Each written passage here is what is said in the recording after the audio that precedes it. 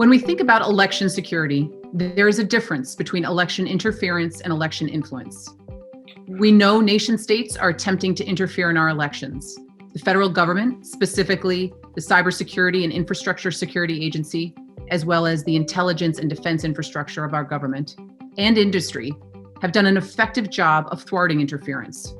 We saw this most recently with the success of Cyber Command and Microsoft in separate but similar efforts to dismantle malicious activity known as TrickBot. Nation states will continue to attempt to interfere, but we should have confidence in our nation's ability to block that interference.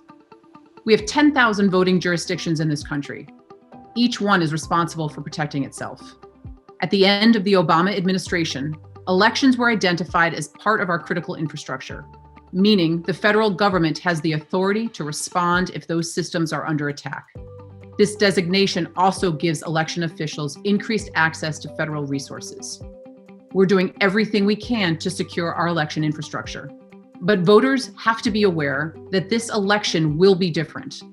We may not know the results on election night, and that doesn't mean the integrity of the election has been compromised.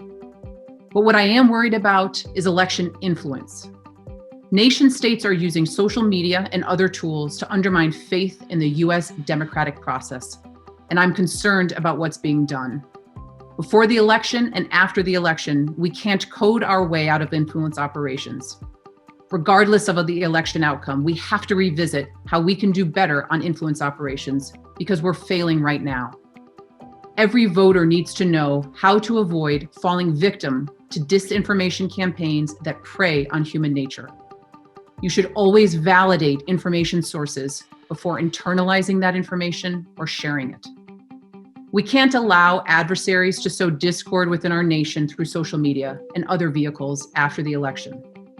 The best way to counter the malicious actions of our adversaries is to get out and vote.